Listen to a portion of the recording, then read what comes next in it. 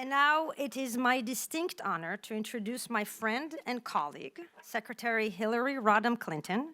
She is the 67th Secretary of State of the United States, a former U.S. Senator from the state of New York. She is a professor here at SIPa. She's the co-editor of the new book that we will talk about in a second, Inside the Situation Room. And she co-founded the Institute of Global Politics with me 3 years ago. And she is the chair of the Faculty Advisory Board of the Institute of Global Politics. So now, please join me in welcoming Secretary Hillary Rodham-Clinton. I haven't seen you. How are you? Hello. Good morning. It's great to see all of you here.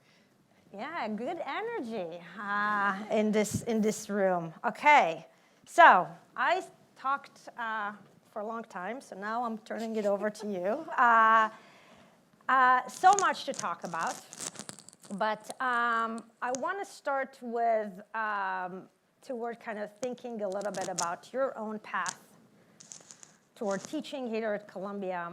And you often speak about how your time at Wellesley College and later at Yale Law School shaped your commitment to public service, from early activism to then working on children's rights.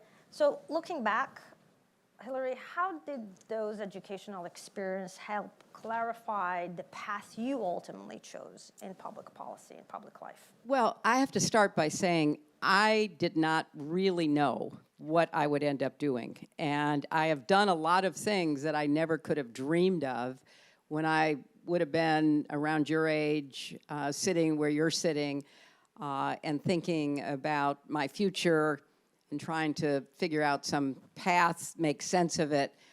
But I was really fortunate that I had such a great education, and I got exposed to, professors and ideas and classmates who themselves may not have been, 100% clear. Some were, but most weren't, about what they would end up doing, but they began to form during those years for me at college and then law school interests, even passions about things they cared about, wanted to learn more about.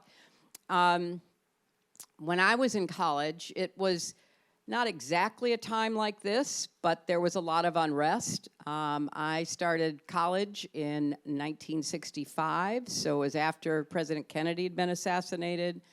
While I was there, both Martin Luther King Jr. Was assassinated, Bobby Kennedy was assassinated, the Vietnam War was a huge issue.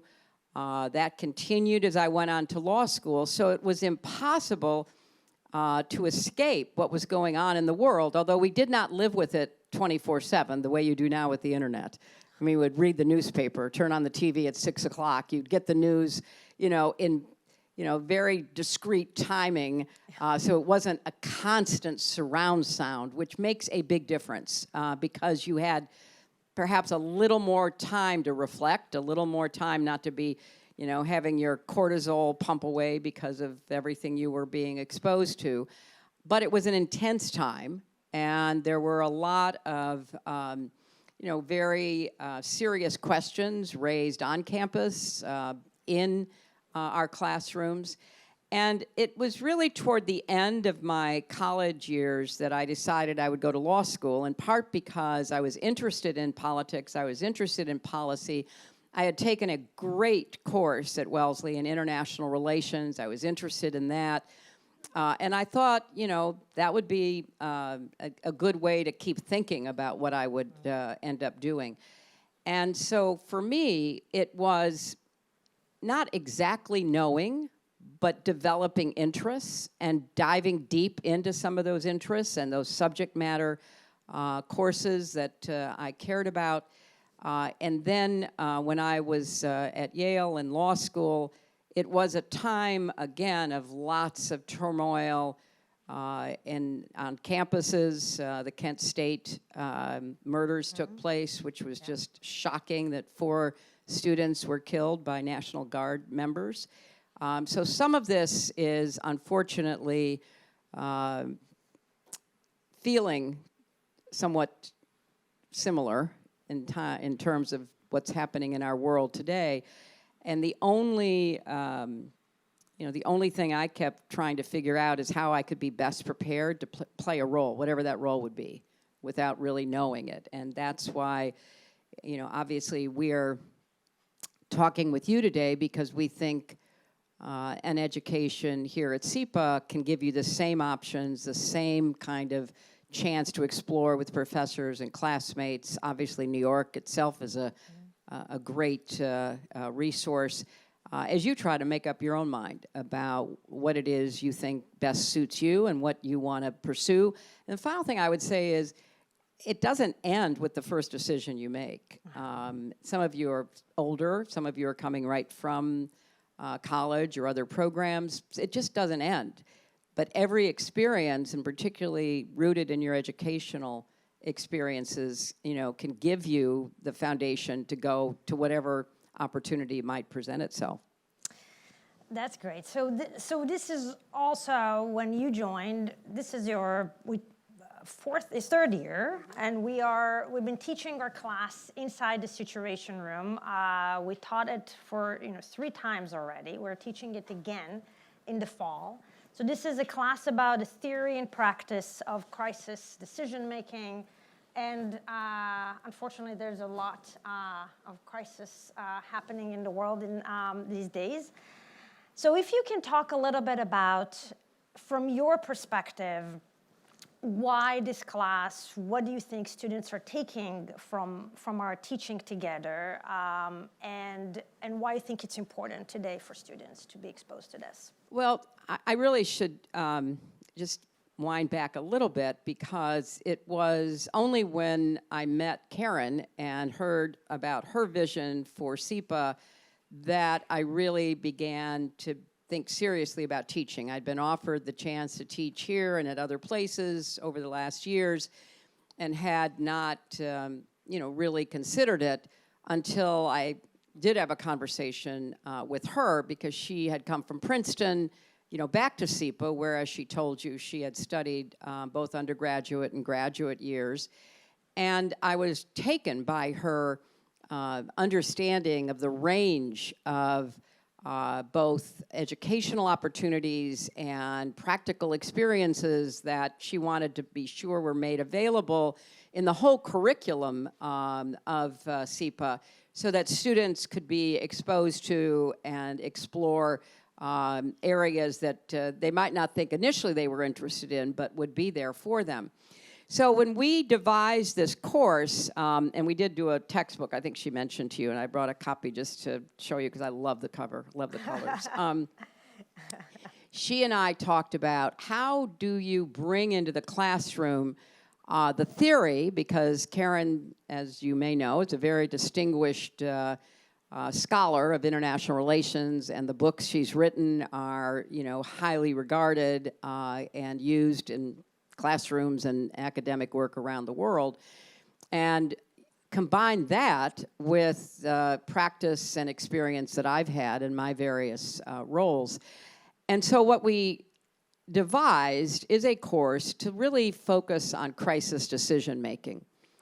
And I actually found, when we were preparing to teach this course, that a lot of the academic work that I had not been particularly aware of and certainly not exposed to was very valuable and very enlightening in terms of how it described the personality characteristics, the mental calculations, the behaviors of leaders. And you will find, if you choose to come and you choose to, really take a lot of courses in international relations, how there's been this debate for a long time. I mean, what really drives decision-making by nations? And, it's gone from, well, nations act in their own interests, it doesn't matter who the leaders are, to the international configuration of how the world is organized influences what nations actually do, to leaders really matter, to, oh my gosh, leaders absolutely are key.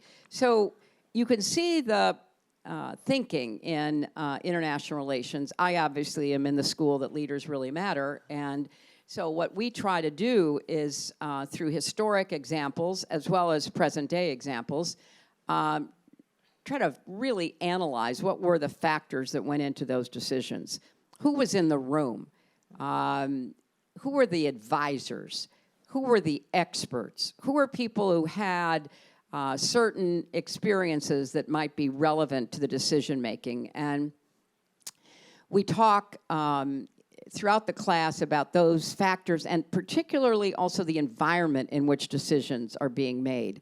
I mean, it's very different today when you have massive amounts of disinformation online. How do you get accurate information? And who is controlling the flow of information? And who is influencing it and trying to leverage their ability to influence it to force leaders to make certain decisions? Maybe frankly, very wrong decisions, but ones that might benefit an adversary at a time of crisis. So I have found, actually, that I've learned a lot from the readings that we've done and the discussions, because what we try to do in the class is not only present the material, but then hear from the students. And even though it's a large class, we try at the end of every class to hear as many questions from students as possible, because the perspective, and this is one of the great advantages of SIPa, the kinds of questions that your fellow students will ask will be eye-opening for you as they are for us, because those questions will come from their backgrounds, their experiences, their interests, and because there's a wonderful international student body, you can have a really provocative, eye-opening conversation by hearing, what a student from somewhere else in the world than where you're from might be asking. So it's been a terrific experience, and we've learned from our students as well as from each other. We're having a lot of fun in the class, I have to say, and it was wonderful to see how the students react to this kind of the back and forth between the theory and practice when we stand on stage together. And one of the topics that we cover has to do with diplomacy, and we talk about face-to-face diplomacy, we talk about coercive diplomacy, we talk about secret diplomacy. So I want to ask you, as Secretary of State, you look around the world, in what way do you think diplomacy has changed? I mean, and you have 1 minute to talk about it. Well, I feel, like Sherlock Holmes with a gigantic magnifying glass trying to find diplomacy, because it's in short supply at the moment. It is very disturbing to see the lack of diplomacy that we are currently experiencing in dealing with very serious issues. I'll give you just a few quick examples. So I began, when I was Secretary of State, the negotiations between the United States and Iran that led to the nuclear arms deal, the JCPOA as it's called. And we started that through secret diplomacy that was hosted by the government of Oman. And it was an experiment, obviously, because we didn't know if they were serious. They didn't know if we were serious. They didn't know what they really would be willing to agree to. We didn't know what they would be willing to agree to. But we started, behind the scenes, no publicity, no announcements. And we did that, I think I started that in 2011, after we had done the diplomacy that led to the Security Council imposing global sanctions on Iran which took a lot of effort. It took the first year and a half to convince Russia to abstain and China to abstain, and to create the conditions where it was in Iran's interests to begin these secret negotiations. And then, about a year and a half later, more people were brought in on both sides, and then eventually they became public through the P5+1, the Security Council plus Germany and Iran in the negotiations that led to the agreement. Now, I tell you that story because one of the main ingredients in diplomacy is patience. And if you have no patience, you're not likely to be successful diplomatically. And if your idea of diplomacy is, basically delivering ultimatums, that is also not likely in any foreseeable time period to lead to some kind of acceptable outcome.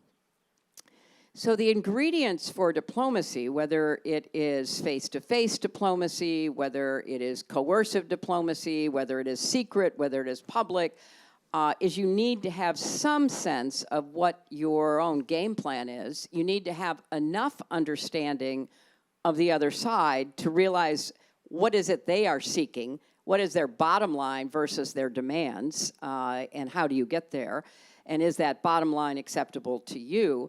So we've seen, in my view, over the last year, a lot of failed diplomacy, and failed in part because it wasn't strategic, it was tactical, it wasn't patient, it was impatient. It wasn't an effort to understand what the other side was seeking in a way that could create conditions to maximize the diplomatic outcome. And I think it's a really serious question as to how we do, if possible, get back to some kind of diplomatic engagement that might produce more lasting outcomes without war and conflict of any kind, without trying to create a false sense of victory and accomplishment when it's very short term. And so, when I look at the ongoing war in Ukraine, and we'll talk about that in our class, the mistakes that were made, the failure to be well prepared, the failure to accurately assess Russia's capabilities, to realize their intentions, or if we look at what's happening now in Iran, there's lots of chatter on, back and forth as to did the Iranians actually make an offer in Geneva that could have been the beginning of a serious negotiation. That's what just recently Jonathan Powell, the National Security Advisor for Prime Minister Starmer, said. Others have said that. I don't have any independent knowledge of it one way or the other, but was it just a ruse? Was it not a good faith offer? Was it not received? Was it not understood? Diplomats train to be diplomats. It's not something you just wake up one morning and say, I'm going to go be a diplomat. I used to be a real estate developer, but now I'm a diplomat. That's just not the way it works if you expect to really understand both the strategic imperatives of what it is you're trying to achieve, what your adversary or your counterpart in a negotiation is actually seeking, and what are the steps to get there.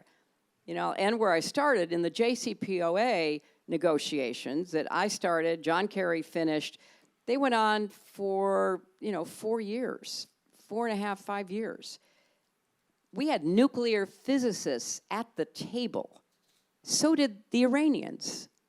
In order to understand what you are being offered, you have to have people who know what it means, who can look at the schematics and draw the right conclusions, and who do the homework. And so clearly we've got to keep hoping that we have good outcomes from what's going on now, but we also have to keep our eye on what actually works and what diplomats are capable of doing if they are well-trained, they are patient, they are given the support they need, and they have clear objectives they're trying to achieve. Thank you. And this, I mean, this is a topic obviously we can talk about for hours. We wanted to get into different things that we are covering in IGP. You know, I just want to make sure that you know, look up the website. We do a lot of programming on also women, the Women's Initiative. For you want to say a word about that, and we talk about it in class too. Yeah, you know, the Institute of Global Politics, the IGP that Keren and I founded a few years back now, it's really designed to both bring people from all kinds of backgrounds and experiences to SIPa. You'll be exposed to, you know, a former Trump Secretary of State, as well as me. You'll be exposed to a former labor union leader, as well as the former CEO of Google. I mean, you will have that kind of additional experience on top of the superb faculty that will be your day-to-day instructors. And so we've tried to create an environment which is not an echo chamber. You know, I have strong feelings, as you might guess, but I don't want you, you know, only hearing those. I want you to hear from others who I disagree with, but nevertheless, I want you to hear from them. And you draw your own conclusions. I mean, part of what we are trying to do is get back into the old-fashioned idea of helping you think for yourself and draw your own conclusions based on your own assessments that are rooted in your own education and what you are learning here and what you have learned that brought you to this point. And one of the areas we feel particularly strongly about is, look, the role of women in democracies, the role of women in the economy, the role of women in society. And we know, and I wrote a piece, if you're interested, last month in foreign policy, foreign affairs, about, you know, how what's happening to women around the world in terms of the pushback against women's rights goes hand in hand with an increasing rise in authoritarianism. Because authoritarians, very often, the first targets they go after are women and marginalized groups. They make it us versus them. There always has to be an enemy. There always has to be bad people in order for an authoritarian to try to divide society and consolidate power. And for many authoritarians, whether you're talking about Putin or Xi Jinping or the Iranian government or the Taliban, or even, you know, people who were elected but are moving in an illiberal direction like Orban or Erdogan, there are increasing pressures being brought upon women to move women out of the public space back into the home and the family. And rather than trying to make it possible to do much more to balance family and work, which of course is what I think we should be doing in any society in today's world, there's a big push on, and we see it also here even in the United States. And we particularly see it online with the virality of misogyny that is prevalent, and the messaging that is being aimed at, you know, literally young boys, teenage boys, young men, that is really focused on creating an idea of, you know, old-fashioned patriarchal dominance. So we just did an event that was sponsored with Sheryl Sandberg and Lean In on ending child marriage. You know, 12 million girls a year under the age of 18 are married, and, you know, that's in the vast majority of those millions of lives, the end of their education, the, you know, end of their autonomy, their agency, presenting serious threats to their health because often they're too young to bear children, and that's one of the reasons why you can correlate high child marriage and high maternal mortality or other maternal damage during, you know, labor and delivery particularly. So looking at the role of women, we have two excellent professors of practice here who've been immersed in these issues for many years now. It's not, to us, a kind of nice thing to do. It's integral to how you think about the future. and the role that, women and men each have to play in protecting, nurturing security, democracy, equality, justice, ideals that I think still should be guiding the decisions that we make. Thank you. And as you will see in, in IGP and in the school at large, this is what we do. We take the research, the evidence, the data, we draw the policy implications, we convene, we produce, if it's reports or events, we educate, and then we try to go for impact. And that's what we're here to try to teach you, that when if and when you join us, how to navigate this from both the research aspect and the policy perspective across multiple different topics. And so I have to say, I hope to see you at SIPa. I hope to see you in our classrooms. And good luck, and enjoy the rest of the day. And thank you for everything that you do here and everywhere. Thank you.